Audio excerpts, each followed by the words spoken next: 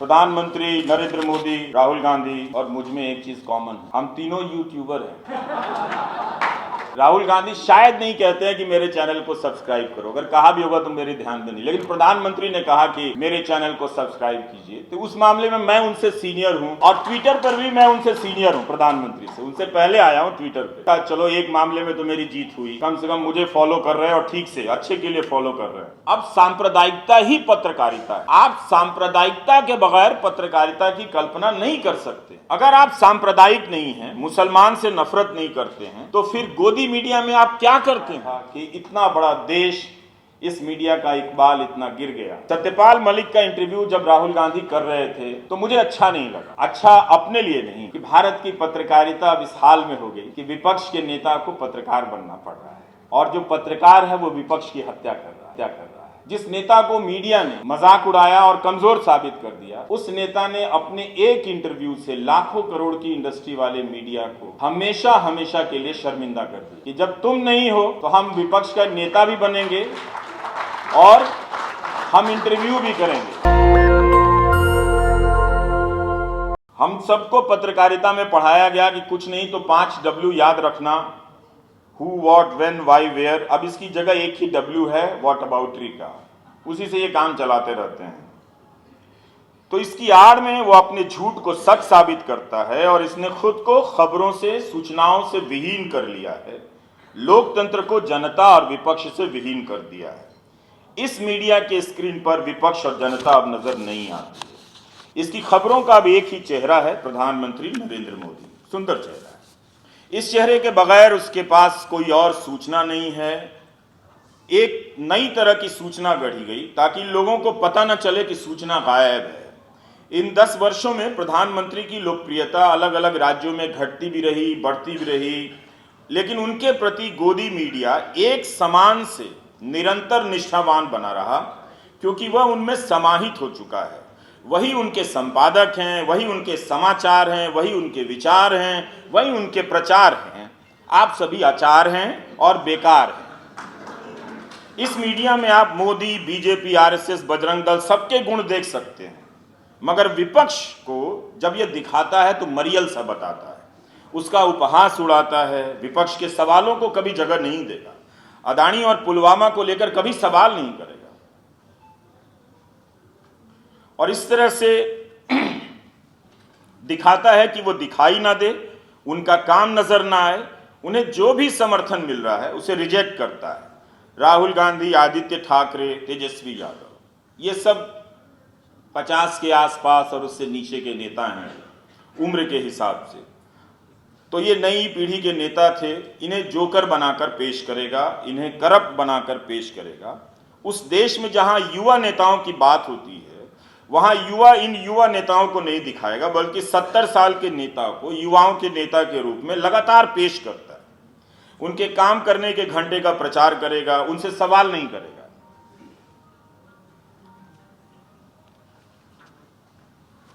तो विकल्प की कल्पना से मुक्त यह गोदी मीडिया मोदी का संकल्प ले चुका है। वह उनकी पूजा भी करता है और अपने दर्शकों से उनकी पूजा भी कराता है। एक एंकर जोड़कर बता रहा था कि प्रधानमंत्री 100 घंटे काम कर सकते हैं, तो युवा 70 घंटे काम क्यों नहीं कर सकते? देश में बेरोजगारी है, काम नहीं है, कम सैलरी की नौकरी है, लेकिन यह उपदेश दे रहा है कि आप 70 घंटे काम क्यों नहीं कर सकते। जैसे सभी को काम मिल गया है, बस युवाओं ने काम में मन लगाना छोड़ दिया। वो दफ्तर नहीं जा रहे हैं, वो छुट्टी पे घर बैठे हुए हैं। 2019 में इन युवाओं से कहा गया कि पकौड़ा तलना भी रोजगार है। अब उसे सुनाया जा रहा है कि 70 घंटे काम करो और काम का पता नहीं। वो आजीवन सैनिक बनना चाहता है हमारा युवा, आपने 4 साल का अग्निवीर बना दिया। यह एंकर क्यों नहीं कहता कि जवान को पूरी नौकरी मिलनी चाहिए, लेकिन इसके विकल्प में किस तरह के सवाल मीडिया समाज के बीच पहुंचा रहा है? इसलिए कि इसे जनता की बात करनी ही नहीं है, जनता को डांट लगानी है। इसने बहुत दुस्साहस के साथ जनता को बताकर, सामने से नजर मिलाकर जनता को ही भगा दिया। और हैरानी होती है कि जो जनता शाम को दर्शक होती है, सुबह पाठक होती है, कैसे इसे सहन कर रही है। क्या इसके पास इस गोदी मीडिया के को ना देखने का कोई भी लोकतांत्रिक तरीका नहीं बचा है? भारत के लोकतांत्रिक इतिहास में मीडिया समय समय पर कभी स्वतंत्र रहा, कभी नहीं रहा, कभी आधा रहा, कभी गुलाम रहा, मगर इसका पाठक कभी भी गुलाम नहीं था, इसका दर्शक कभी भी गुलाम नहीं था। वह एक स्वायत्त संस्था थी दर्शकों और पाठकों की। मगर अब पाठक और दर्शक होने की स्वायत्तता ही समाप्त हो गई है। जिस तरह से पत्रकारों ने अपने भीतर के पत्रकार की हत्या कर दी, उसी तरह इन दर्शक और पाठकों ने अपने भीतर के दर्शक और पाठक की हत्या कर दी। उसकी जगह धर्म को बिठा लिया है। ऐसा नहीं है कि उनके भीतर संवेदनाएं नहीं हैं, बिल्कुल हैं, मगर उनकी जगह किसी की हत्या पर खुश होने, किसी समुदाय के परमानेंट सॉल्यूशन की बात करते हुए गर्व करने की एक नई संवेदना आ गई है। तो जो गोदी मीडिया और उसके पाठक और दर्शकों का संबंध है, इस पर गहराई से और आप विद्वानों को अध्ययन करना चाहिए। यह केवल राजनीतिक ही नहीं, मनोवैज्ञानिक संबंध भी है जो विकसित हुआ है। अब वह सही खबर नहीं पढ़ सकता।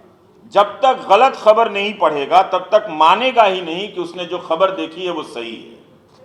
गोदी मीडिया नहीं देखने की कई बार मैं बातें करता हूं। क्या आपको लगता है कि इतना आसान है कि कोई गोदी मीडिया ना देखे? यह तो वैसे ही है जैसे किसी रील्स देखने वाले को आप समझा रहे हैं कि तुम रील्स मत देखो। यह एक ऐसी आदत है जिससे बाहर आना सभी के बस की बात नहीं होती है।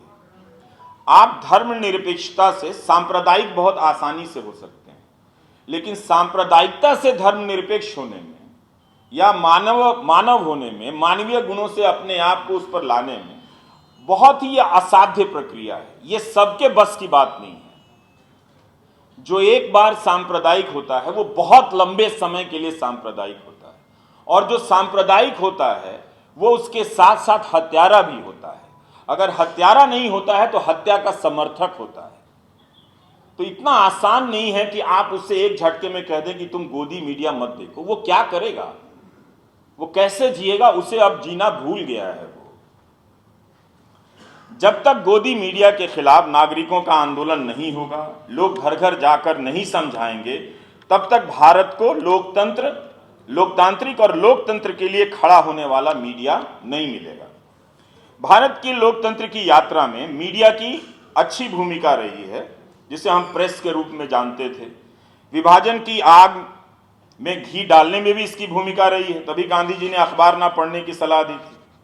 अखबारों की विभाजनकारी खबरों पर टिप्पणी बहुत लोगों ने की है, लेकिन कई बार सोचता हूं कि 1947 के आसपास उन सांप्रदायिक संपादकों और पत्रकारों का आगे चलकर क्या हुआ, पत्रकारिता में भी और पत्रकारिता के बाद वे क्या करने लगे, किस तरह से समाज में स्थापित हुए, इसकी जब कल्पना करता हूं तो जिज्ञासा होती है कि जानूं जरा कि जिन लोगों ने 1947 के समय में इस तरह की सांप्रदायिक खबरें उठाई, उड़ाई, छापी, और जिसके नतीजे में कई जगहों पर दंगे हुए और कई बार सरदार पटेल की झुंझलाहट भी मिलती है, देखने को पढ़ने को मिलती है, तो क्या हुआ उन लोगों का क्या हुआ? क्या वो राजनीति में सुरक्षित हुए, समाज में प्रतिष्ठित हुए? इसका जवाब मुझे नहीं मिलता है, शायद किसी और के पास हो। लेकिन उसी दौर में सांप्रदायिकता का विरोध करने वाले थोड़े पहले गणेश शंकर विद्यार्थी दंगों के बीच ही मारे गए। लेकिन ये सवाल फिर भी रह जाता है, तो भारत की पत्रकारिता में सांप्रदायिकता का अंश तो रहा है, मगर आज जो है वो अलग है। अब सांप्रदायिकता ही पत्रकारिता है। आप सांप्रदायिकता के बगैर पत्रकारिता की कल्पना नहीं कर सकते हैं।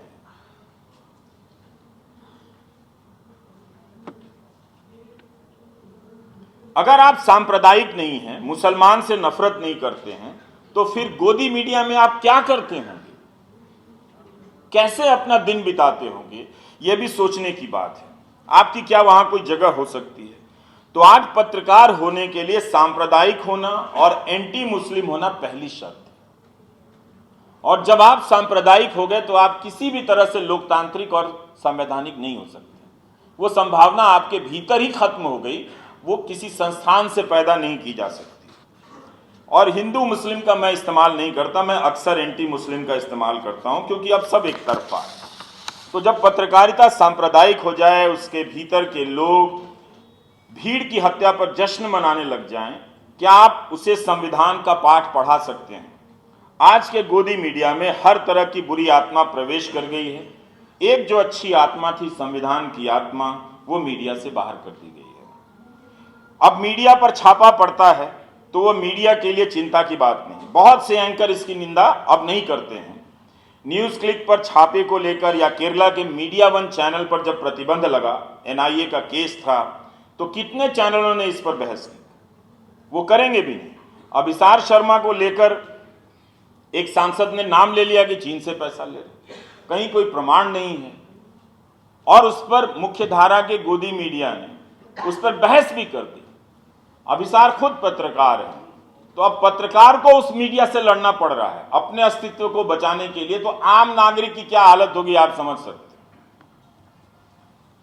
तो हमें नहीं मालूम था कि इनके धार्मिक मूल्यों और सांस्कृतिक मूल्यों के बीच में इस तरह का मीडिया मूल्य बचा हुआ है। वो ऐसे मीडिया के दम पर अपने धार्मिक और सांस्कृतिक प्रदेश या राष्ट्र की कल्पना करते हैं, पर अब तो नजर आता है। तो अगर आप पत्रकारिता करेंगे, अगर आपको लगता है कि आप सांप्रदायिकता के बगैर पत्रकारिता करना चाहते हैं, तो आपको इस मीडिया से भी दिन रात लड़ना पड़ेगा, और लड़ते हुए ही आप पत्रकारिता कर सकते हैं। फिर भी वो आपको देश का दुश्मन बताएगा। यानी इस मीडिया में पत्रकार के लिए भी अब जगह नहीं। प्रेस क्लब में नोएडा के कितने चैनल समर्थन में गए होंगे? अब किसी कोई तो नहीं गया होगा। तो अब बहस ये सब होती नहीं है। गोदी मीडिया के मूल्यों का भी अब संहार कर रहा है। उसके जो संवैधानिक सुरक्षा चक्र हैं, कानून में बदलाव हो रहे हैं, उस पर भी वो बहस नहीं करता, उसे तोड़ रहा है। तो अगर आप आम आदमी की अब हालत ये हो गई है कि हर दिन मुझे 50 मैसेज आते हैं कि आप नहीं करेंगे तो कौन करेंगे? क्या मैं सारे अखबारों का विकल्प हो सकता हूं? सारे चैनलों का विकल्प हो सकता हूं? जाहिर है नहीं हो सकता हूं। और मुझे हर किसी को हर दिन की शुरुआत में ही हर 50 से 100 लोगों की उम्मीदें तोड़नी पड़ती है। बड़े बड़े अक्षरों में लिखकर बताना पड़ता है कि हाँ मैं ही हूं और मैं नहीं करूंगा। ये मैं नहीं कर सकता हूं क्योंकि इसके करने की अपनी एक पेशेवर प्रक्रिया होती है, जिसके पास मेरे पास संसाधन नहीं है। जो चैनल चल रहे हैं, जो अखबार चल रहे हैं, ये उन्हीं को करना है।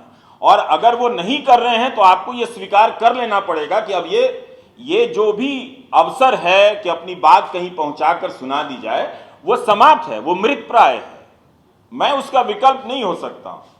ये रोज मैं करता हूं। और आम आदमी क्या कर रहा है, अब जब प्रदर्शन करने निकलता है तो वो एक पोस्ट बनाता है, उसी पोस्ट को सैकड़ों दर्जनों पत्रकारों के ट्विटर हैंडल पर पोस्ट करता है। कोई नहीं सुनता है, उसकी कोई नहीं सुनता है। तो पहले होता था कि मीडिया आदमी के पास चलकर जाता था, अब आदमी मीडिया के पास चलकर जा रहा है, तब भी कोई नहीं सुन रहा है। 2019 में ऑस्ट्रेलिया की केंद्रीय जांच एजेंसी ने एबीसी न्यूज चैनल पर छापा मारा और एक पत्रकार के घर भी छापे पड़े थे। तो क्या हुआ था कि इसके विरोध में वहां के जितने भी क्षेत्रीय अखबार थे, कम प्रसारण वाले, और राष्ट्रीय अखबार थे, अधिकतम प्रसारण वाले, इन सब ने अपने पहले पन्ने पे कुछ काट-पीट लगा दिया काले रंग से, जो लिख के उस पे काली स्याही लगा दी कि जिससे आप पढ़े नहीं। विरोध में सारे अखबारों ने किया था और टीवी चैनलों पर विज्ञापन चला था कि जब सरकार आपसे सच छुपाना चाहती है तो वो क्या है जो छुपाना चाहती है। इस तरह से चला था उस देश में। हम मदर ऑफ डेमोक्रेसी, क्या हमारे यहां चल सकता है? नहीं चल सकता। तो ये, और इन पत्रकारों ने रिपोर्ट क्या की थी? रिपोर्ट ये थी कि अफगानिस्तान में ऑस्ट्रेलिया की सेना ने किस तरह से युद्ध के नियमों को तोड़ा है और युद्ध का अपराध किया है। क्या आप आज के भारत में इस तरह की स्टोरी की कल्पना कर सकते हैं? नहीं कर सकते।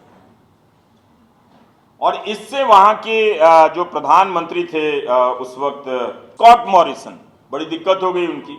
तो एक राइट टू नो कोएलिशन बना था, राइट टू नो कोएलिशन। हमारे यहां right to know, RTI, right to information कानून है, उसकी दुर्दशा आप जाकर देख लीजिए कि क्या हो गई।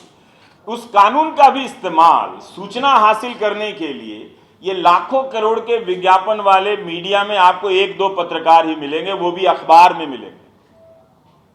तो जो आरटीआई का कानून लाया गया, जिसका सबसे ज्यादा इस्तेमाल पत्रकारों को करना था, उन्होंने ही सबसे कम किया। 2014 के पहले कुछ हुआ होगा, 2014 के बाद तो अब करते भी नहीं है, और कोई करके लाता है तो भी 5 मिनट है, काफी है, हो जाएगा, खत्म।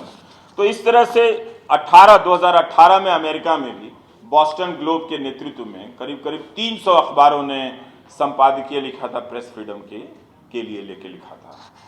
तो ऐसा नहीं है कि मैं पश्चिम के अखबारों को आदर्श के रूप में पेश कर रहा हूं, अभी तो बिल्कुल भी नहीं कर सकते। इसराइल और गजा को लेकर जिस तरह से उनकी रिपोर्टिंग है वो बहुत खराब है, लेकिन उसी रिपोर्टिंग में उन्हीं चैनलों के प्रतिनिधि आप देखेंगे जो गजा में मारे जा रहे हैं। 28-29 पत्रकारों की वहां पर हत्या हुई है इस युद्ध में, और ये चैनल कम से कम इसमें इतना लिहाज बचा हुआ है कि कह रहे हैं कि हमारे संवाददाता हैं। मुझे ठीक से नहीं मालूम कि ये इनके पूर्णकालिक संवाददाता हैं या अंशकालिक हैं, स्ट्रिंगर हैं, लेकिन फिर भी ये कहना कि ये हमारे संवाददाता हैं। और उन पर इसी दौर में आप देखिए कि वहीं के पत्रकार हैं जो उस युद्ध क्षेत्र से रिपोर्टिंग कर रहे हैं, उनके अपने बच्चे मारे जा रहे हैं, परिवार के लोग मारे जा रहे हैं, फिर भी वो रिपोर्टिंग कर रहे हैं। तो क्या इस तरह का सपना और जज्बा इतने बड़े देश में है? नहीं है। अब तो कोर्ट पे भी आप क्या ही कहें, उनका जज लोग दुखी हो जाएंगे, हमारे बारे में भी छोड़ता नहीं है। तो इस तरह से आप देखिए कि कितना एक ज़रूरी पेशा था, डॉक्टर की तरह ही एक ज़रूरी पेशा है। डॉक्टर भी वहाँ से नहीं भाग रहे हैं, अल-शिफा अस्पताल के डॉक्टरों ने तो मैदान छोड़कर नहीं भागे, वो वहाँ टिके हुए हैं। कायदे से आज के मीडिया में वो उन्हें हीरो बनाया जाना चाहिए था कि ये कौन लोग हैं जो अपनों को मरता हुआ देख रहे हैं, दूसरों को बचाने की कोशिश कर रहे हैं। पता है कि बिजली जाएगी और अस्पताल पर बम गिरने वाला है, ठीक से पता है, 100% पता है कि यही होने वाला है, तब भी वो मरने के लिए वहां पर खड़े हैं। इस 10 वर्षों में भारत के लोकतंत्र पर कितना हमला हुआ। नागरिकों से जब लोग मुझसे पूछते मुझे क्या करना चाहिए, मैं बताता हूं उपाय। ऐसा उपाय बताऊंगा कि कपड़े भी गंदे नहीं होंगे। तुम इस गोदी मीडिया के अखबार और न्यूज चैनल को 250 रुपया देना बंद कर दो। इतना काम नहीं होता है। जिन अखबारों में सांप्रदायिक खबरें छपती हैं, जिनके खिलाफ छपती हैं, वो भी लेके पढ़ रहे होते हैं उसे, क्योंकि उनमें उनका भी फोटो छप जाता है कभी कभी।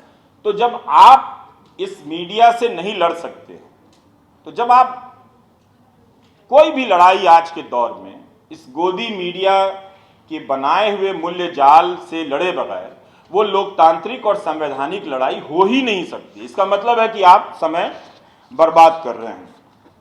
खत्म कर रहा हूं। प्रधानमंत्री नरेंद्र मोदी, राहुल गांधी और मुझ में एक चीज कॉमन है, हम तीनों यूट्यूबर हैं। लेकिन कुछ कुछ अंतर भी है।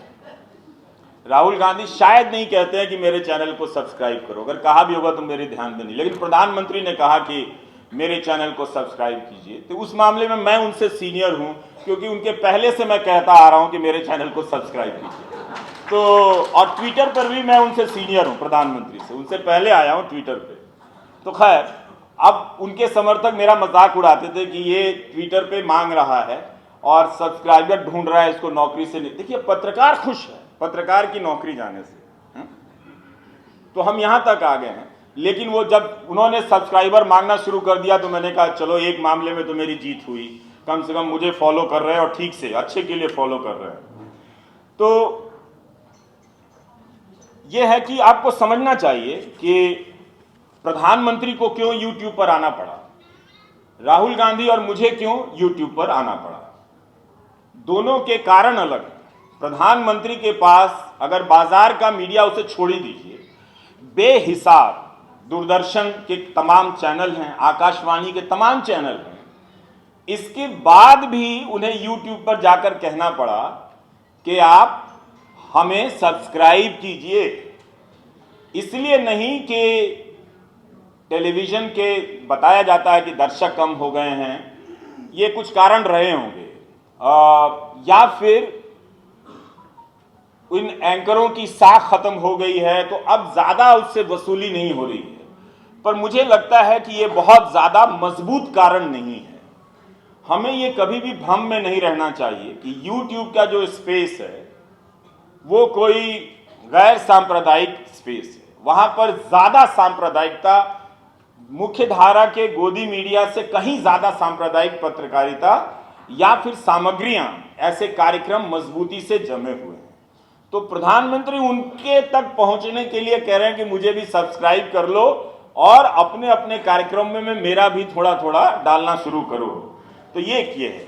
लेकिन राहुल गांधी को मीडिया ने जिस तरह से ब्लॉक किया, एक विपक्ष के नेता को, वो जब भी प्रेस कॉन्फ्रेंस करते हैं अदानी के मामले पे, तो वो तो कभी दिखाया नहीं जाता है, कभी उस पर बहस नहीं होती कि राहुल, क्योंकि जब आप बहस करेंगे तो अदानी पर जितने भी खबरें छपी हैं वो सब रिसर्च में ऊपर आ जाएंगे, प्रवक्ता बोलने लग जाएगा, तो करना ही नहीं है। तो इस तरह से आपके सामने ये स्थिति बना दी गई है। सत्यपाल मलिक का इंटरव्यू जब राहुल गांधी कर रहे थे तो मुझे अच्छा नहीं लगा। अच्छा अपने लिए नहीं कि भारत की पत्रकारिता अब इस हाल में हो गई कि विपक्ष के नेता को पत्रकार बनना पड़ रहा है और जो पत्रकार है वो विपक्ष की हत्या कर रहा है। तो इसलिए मुझे अच्छा नहीं लगा।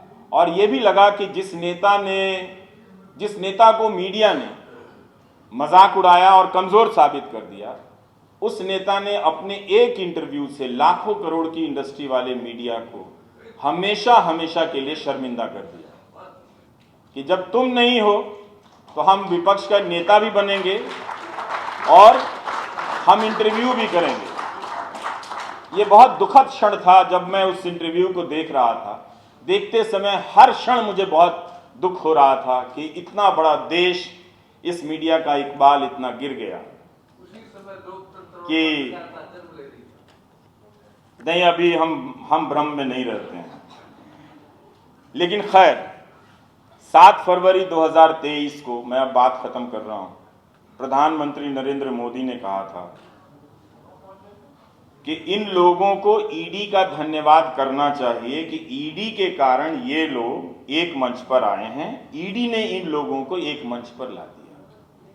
जो आरोप विपक्ष लगा रहा था कि आप ईडी का राजनीतिक इस्तेमाल कर रहे हैं, उस आरोप की स्वीकृति वो संसद में कर रहे थे कि ईडी के कारण इनकी एकजुटता हुई है, ईडी ने इनको ला दिया है। जो काम देश के मतदाता नहीं कर पाए, देखिए अब वो मतदाता को भी कोस रहे हैं। जो काम देश के मतदाता नहीं कर पाए वो ईडी के लोग कर रहे हैं। तो ये एक सवाल था। और इसी साल फरवरी में प्रधानमंत्री ने कहा कि मोदी पे भरोसा, ये देखिए जिनके पास गोदी मीडिया का निरंतर सुरक्षा चक्र है, वो कह रहे हैं कि मोदी पे भरोसा अखबार की सुर्खियों से पैदा नहीं हुआ है, मोदी पे भरोसा टीवी पर चमकते चेहरों से नहीं हुआ है। जिन्होंने कितनी खिदमत की उनके बारे में वो कह रहे हैं कि मोदी पे भरोसा अखबार की सुर्खियों से पैदा नहीं हुआ, मोदी पे भरोसा टीवी पर चमकते चेहरों से नहीं हुआ, जीवन खपा दिया है, पल पल खपा दिए हैं। एक और बयान है अशोक जी, वो मैं कहना चाहता हूँ। 2019 का चुनाव हो रहा था, इंडियन एक्सप्रेस के राजकमल झा और रवीश तिवारी अब नहीं हैं, उनका इंटरव्यू है और उस इंटरव्यू में एक लाइन है। मैं अक्सर सोचता हूँ कि उस स्तर का अखबार क्यों नहीं इस लाइन को हेडलाइन में डाला था, और क्या ये एडिटोरियल चूक थी? ये हो ही नहीं सकता है। हम सब जब किसी बड़े नेता का इंटरव्यू करते हैं तो उसकी एक एक बात पे बहुत गहरी निगाह होती है और उसकी 3-4 बातों में से हम चुनाव करते हैं कि किस लाइन को हम हेडलाइन बनाएं जो लगे कि उसका न्यूज़ वैल्यू ज़्यादा है। तो प्रधानमंत्री कहते हैं, whether news gets published is not the only thing in a democracy. समाचार प्रकाशित होता है या नहीं, लोकतंत्र में यही एकमात्र चीज नहीं है। नमस्कार।